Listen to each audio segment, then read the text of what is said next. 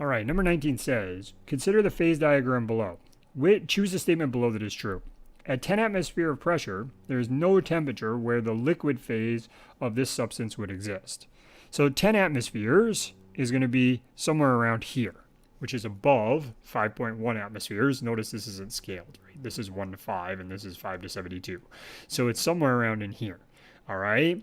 If we look at all pressures above 5 atmospheres, we are going to get a liquid until we get above 72.9, and then we'll get a supercritical fluid.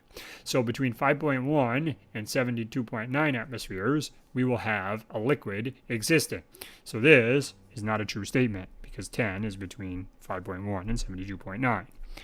The line separating the solid and the liquid phases represents the enthalpy of vaporization. So if we look between the solid and the liquid, this is called the fusion curve. If you haven't already watched question 18, I talk about what all the different points on the graph and lines on the graph are called, and also in the lecture as well. So you may not need to watch that. So nothing on this represents the enthalpy of vaporization. That's not here. All right, this is a phase diagram, and it just tells us, the phase of matter based on the temperature and the pressure.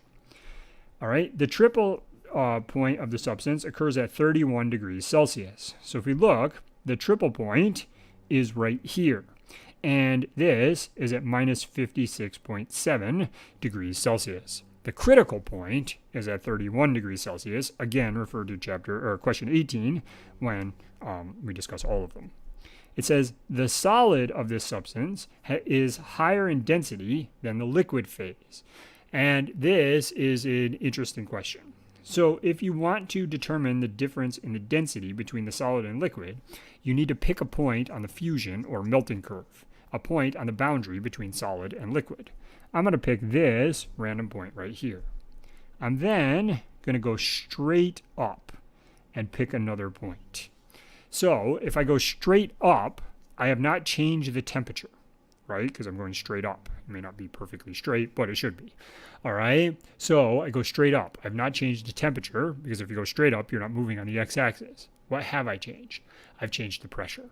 And if we look here, when we increase the pressure, the solid is more favored. So since the solid is more favored, it must mean that the solid is higher density than the liquid. If the curve for this one was going in this direction, okay, and I picked a point on the fusion curve between the solid and the liquid, and I went straight up, what I'd find is, if it was sloped in this direction, if it had a negative slope, that the liquid would be more favored, and therefore the liquid would have a higher density. That happens with water, for example. For most things, the solid is more dense than the liquid. But if the fusion curve has a negative slope, the liquid is more dense. If it, like in this case, the fusion curve has a positive slope, the solid is more dense. Again, you can find that by picking a random point and just going straight up. See if you're more likely to be a liquid or you're more likely to be solid. If you're more likely to be solid, the solid is more dense at higher pressure. If you're more likely to be a liquid at higher pressure, then the liquid is more dense. But in this case, the solid is more dense, has a higher density than the liquid.